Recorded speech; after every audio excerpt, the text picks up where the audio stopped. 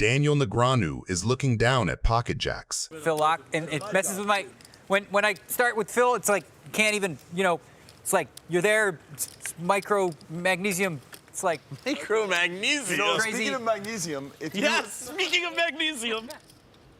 if you have a strip of magnesium and you light it, it will go out very quickly because it super consumes nitrogen, but if you feed it a continuous stream of nitrogen, the magnesium actually stays lit.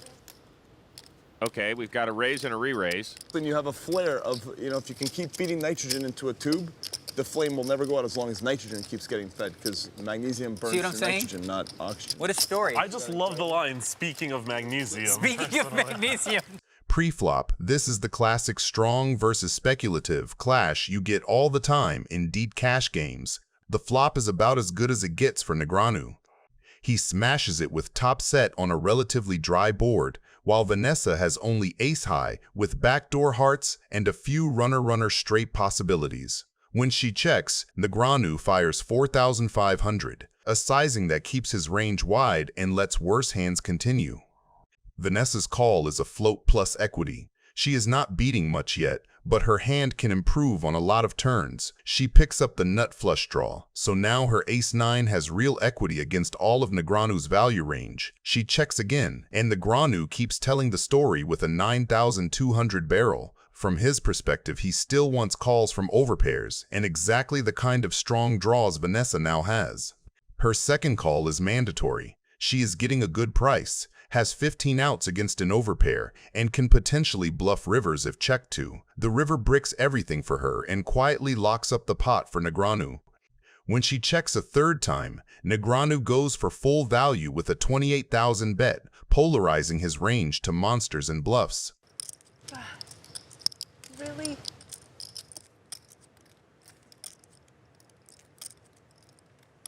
God, I really don't know what to do here. Oh my gosh, I'm sorry.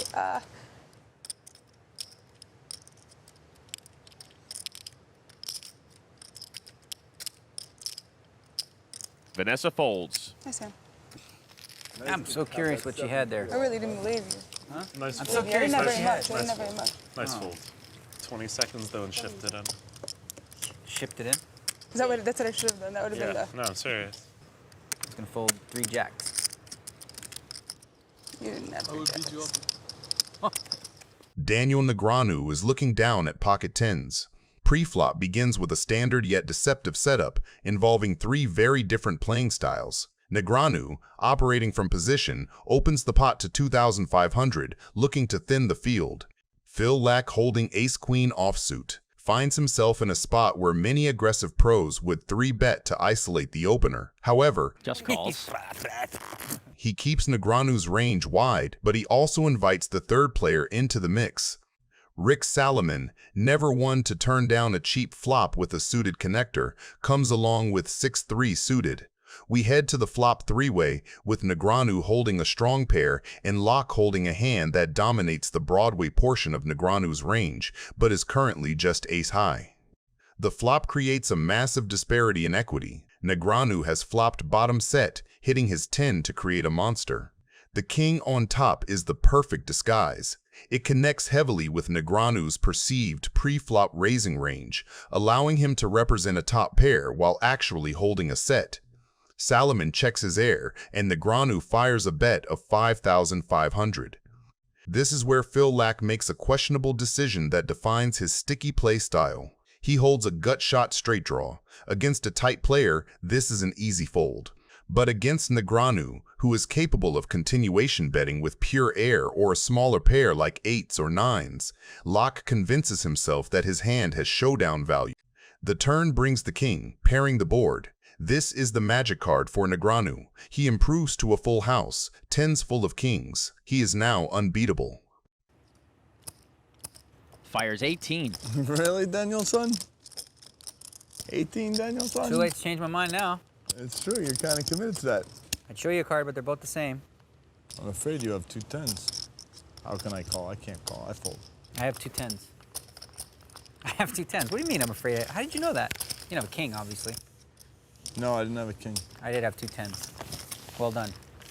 Where does that rank? Like, as far as my face, do you believe that I was telling the truth or lies? Because we're mixing that up now. I thought you had 3 10s. Yeah. Set. We have a straddle. Okay. What's this? This is $28. $28? $28. Pre-flop, this is Negreanu's dream scenario. Pocket aces on a loose table and Viffer in the blinds doing Viffer things. If you check, I'm going to bet this one. I'm going to Barry G it. All right. I don't want to check then. Oh, I'm going to probably raise you. The flop comes aboard that quietly does both players a favor.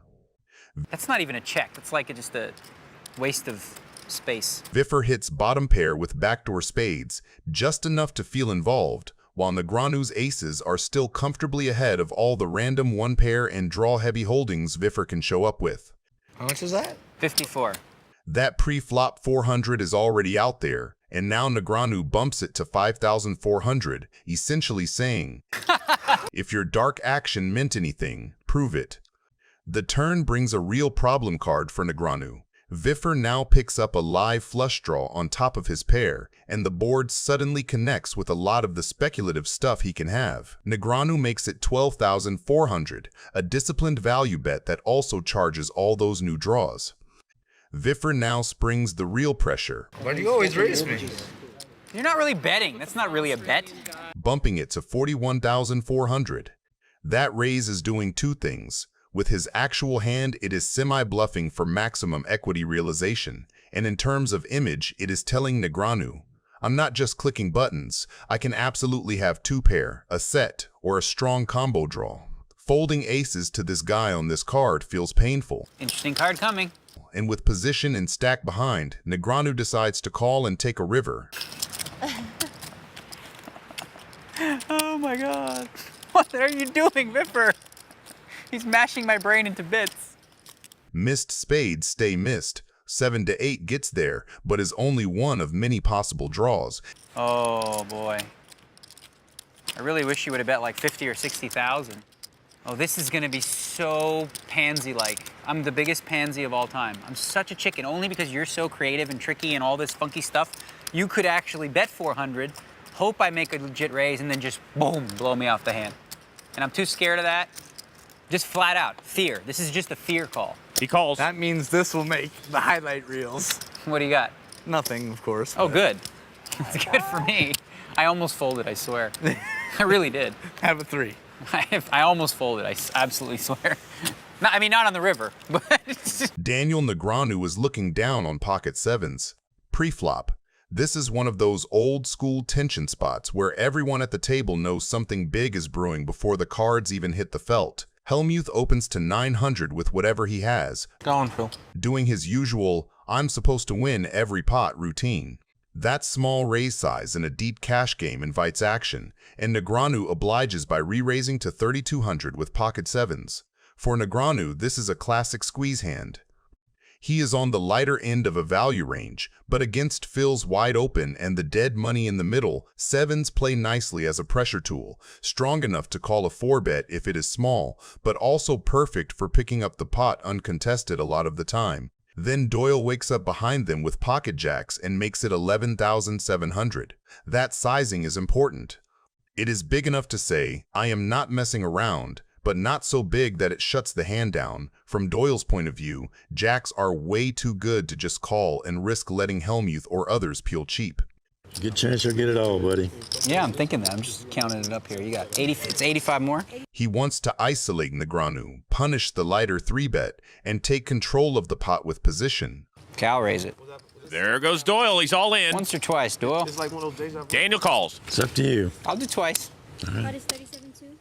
37-2 each? Is that what you got, 37-2? Are you paired? Yeah, I'm paired. You're not paired? Yeah, I am. Uh-oh, that's bad for me. Okay, I was hoping you had ace-king. All right, put a 7 out there and then a straight. The flop, 4-queen deuce. That's a good flop for Doyle. Ace on the turn. I just like to double Doyle up. That's what I do. Gets short, I feel bad. It's a 9. One for the good guys. Hey, Doyle, what you always say is always feel good to what? To win the first one. Oh, man. That's the one. There it is in the door. You got a diamond draw. It's always exciting. I knew I was going to hit at least 1 7. No diamonds here. Call it. No diamonds? There's like no way. No, there's no doesn't diamonds count. here, I'm saying. Diamond or jack's gonna count. It's got to be a diamond for sure. Diamond. It's not a diamond. It's a 5 of spades. 5 of diamonds. Took one of them away. More than 22% because there's 5 dead cards right here. Thanks, Phil. There you go. There it Boom, is. boom. Nice hand. Negreanu is looking down on pocket deuces. Luca opens to 30K with pocket nines, a bread-and-butter early raise that covers a wide band of low and middling boards and pressures the offsuit broadways behind him. The hand wants callers who show up with overcards and then miss. It also doesn't mind playing smaller pots where it can value bet cleanly across safe runouts. Negreanu flat calls with pocket deuces. Small pairs love this configuration. He has position to control price. Stacks are deep enough to realize implied odds, and keeping it single raise preserves all the set and wheel runouts that print against one pair. Turning deuces into a 3-bet would just funnel Luca into strong overpairs and invite a 4-bet. Calling keeps the deck wide and the story flexible. The flop comes low and connected, exactly the texture where the caller can credibly have all the sets and the occasional 4-2 or 6-5. Luca makes the routine range C-bet for 28K. On this board, the small size folds out pure air, taxes random overcards like ace-queen, and keeps worse-made hands honest without bloating the pot or polarizing his range. Negreanu's raised to 95K. From this configuration is perfectly believable. He's repping sets, 2-pair like 6-5 suited, and some straights. With deuces, he isn't spinning it. He holds a live gutter to the wheel plus 2 cleanouts to a set, so he's applying pressure with real equity while seizing the narrative. The sizing forces overpairs and top pairs to define themselves now, rather than getting a cheap turn that could punish them. Luca's call protects his overpairs and some slow plays, but it also hands tempo to Negreanu and nudges Luca toward a bluff-catch posture on a lot of turns. He's inviting Negreanu to keep telling the story and hoping to catch him on a bad card. The turn pairs the 3 and Luca checks. It's a tricky card for both players. It slightly trims the number of set combos. Negreanu repped on the flop, while making overpairs feel a touch safer against bluffs and draws. Negreanu checks back. That's the disciplined pivot. Firing again would polarize on a card that dulls his set story and invites stubborn calls from exactly the hands he wants to move on the river. The river is the 8 of clubs, and Luca checks a 3rd time. After flop pressure and turn control, that 3rd check leaves his range heavy on single pair hands that hate facing a big ask. Daniel bets ridiculously big, 400K. Wow.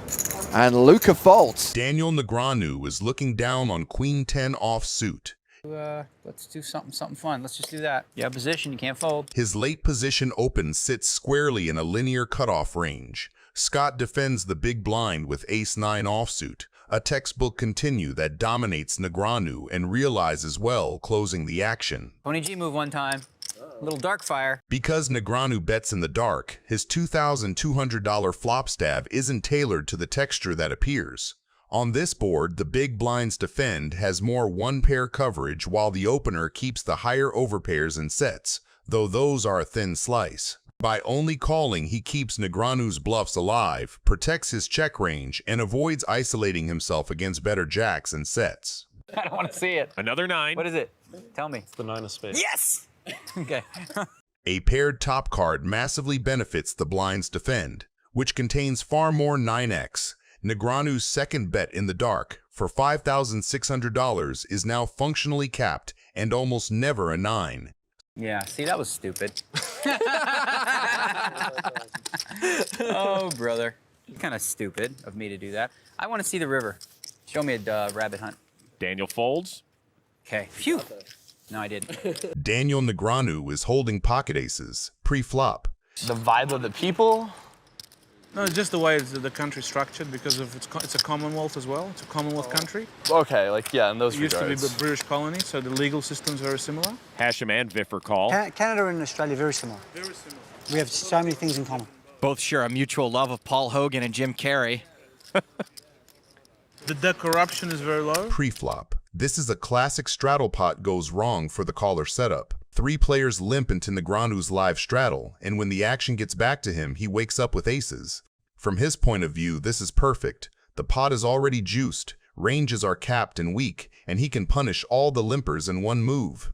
He bumps it to 5,000, which is a big sizing, but exactly what you won with the premium out of the straddle. Fold out the absolute trash, isolate 1 or 2 players, and build a pot where your strong overpair can get paid. Look at that. We lost Viffer and Tony G. Hashem peels with pocket 4s, and that call already tells you a lot. I didn't think we'd get that many out. Thought we'd have a family. He is not calling to see what happens. With a random hand, Small pairs in position against a very aggressive Negreanu are there to try to flop a set or use Negreanu's image against him on low coordinated boards. The flop comes structurally much better for Negreanu than for Hashem. All the overpairs and big Broadway hands live in Negreanu's range. Hashem has a lot more small pairs and suited connectors that either whiff or pick up thin draws. The turn is the 10 of spades, which changes the texture far more for Hashem than for Negreanu. A lot of Negreanu's one-barrel bluffs pick up equity here. Hands like Queen-Jack in the front door spade draw is now very real. Instead of double-barreling, though, Negreanu checks. That check is sophisticated. With aces, he does not block any of the flushes, and this card massively improves Hashem's ability to represent something big if more money goes in. Negreanu now slides out 12,500, a river bet that is more about clean value and pressure than thin hope. He knows Hashem's range is capped after the turn check, made up of exactly the sort of mid-pair and showdown-hungry hands that hate facing one more bet. You're going to be 1-all after this hand. You have to show me if you're bluffing, right? Hashem folds. Come on, I showed you. Showed the ace. One of them. Card. That'll do. That was good? No, that wasn't good. But That was like the same as not showing.